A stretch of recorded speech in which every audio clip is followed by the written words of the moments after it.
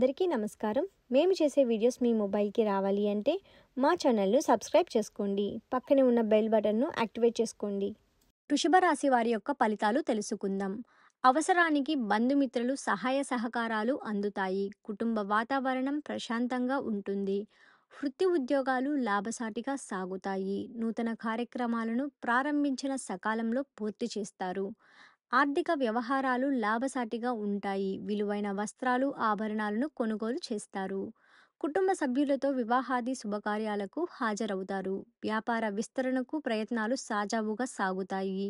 చిన్న తరహా పరిశ్రమలకు అనుకూల వాతావరణం ఉంటుంది.